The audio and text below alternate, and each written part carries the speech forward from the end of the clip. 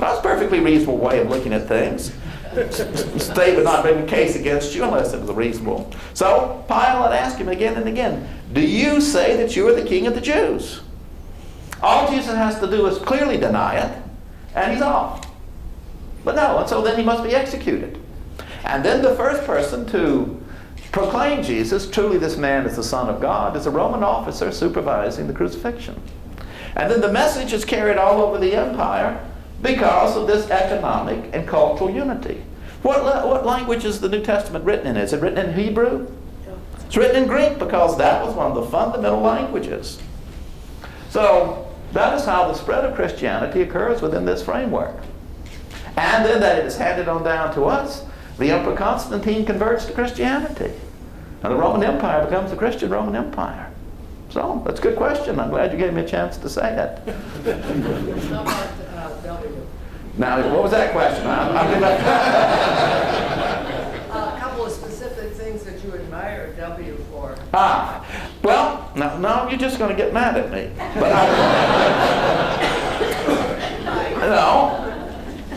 the war in Iraq was a just war. And I will tell you exactly why. People jump up and say that's not right. Well, a just war is a philosophical concept. And there are three ways that a war is just. Either you are attacked, or your ally is attacked, or you are removing an evil government. And I do believe that Saddam Hussein was evil. I admire that. I admire the fact that President Bush has insisted on staying the course. Now, history may judge that to be wrong, but it had been very easy for him just to slip away from all of that. He believed it was the right war at the right place at the right time. I may have been wrong, but I admire that. I believe that he has a fundamental commitment to freedom. One of the weaknesses is the question of whether freedom is a universal value and whether our form of democracy is what the Middle East wants. Well, and that's a very real question. And that's why I say I think that flies in the face of history. I think freedom is not necessarily a universal value. Many people at many places and times have chosen despotism over freedom. Russia's a pretty good example.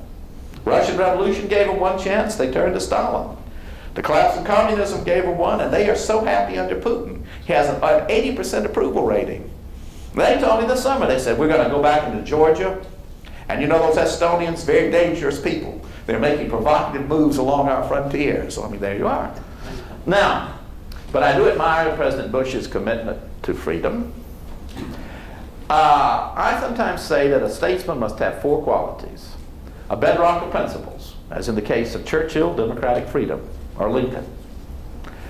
Must have a moral compass, a sense of absolute right and wrong, that some things are right in all places and in all times, and you must live those principles, as Churchill did in his policies. You need a vision of where your country is going to be, and I believe President Bush does have a vision of America as a model to the world. That's what he has said, just like the great Athenian statesman Pericles. But you've got to be able to build a consensus to achieve that vision. And President Bush just cannot communicate. And it has been a terrible tragedy. The greatest of our presidents, men like Abraham Lincoln with only 1 year of schooling, could reach the deepest soul of the American people. Franklin Roosevelt's inaugural address, one of the greatest speeches ever given. Here was a patrician from New York who made people without homes feel that he cared about them. John Kennedy could speak, and speak well, and handle a press conference. President Bush has not been able to communicate. But I do admire his commitment to freedom.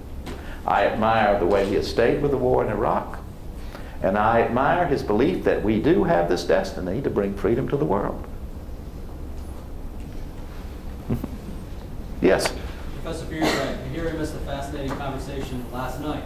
So I would like to know, do you see any parallels between the current financial crisis and the one that the Founding Fathers faced in the 1780s and 90s? Yes, yes. In fact, if I had not been advertised about speaking on the Roman Empire, that's what I was going to talk to you about. Yeah. But I mean, financial crisis, it could be a great opportunity. And we had won our freedom from Britain. Then we gained this massive. This generation of statesmen that founded our country were unsurpassed. Not only did they win their freedom from Britain, they then sat down with British diplomats and absolutely hoodwinked them. Gained all this territory out to the Mississippi. Then they had the courage to go to the French and say, we know you're supposed to agree to this, but we've already done it. And the French went, so we can try. So they did it. And we had this great territory out to the Mississippi.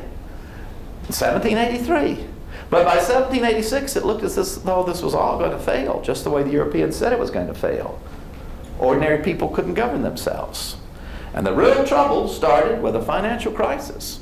And it began out in western Pennsylvania, western Massachusetts, western Virginia, frontiers of Georgia, with revolutionary soldiers who had come home to restart their farms and had gone heavily into debt based on promises of bonuses.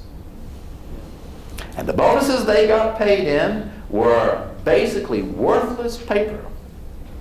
And they took that to their local store to pay back the storekeeper. He wouldn't take it. He wanted hard cash. Because he was in debt to bankers, let's say, in Philadelphia. And they wanted hard cash. And so it started out in western Pennsylvania and it spread right on up to the banking houses of London and Amsterdam. And credit was frozen. But Americans were different in those days.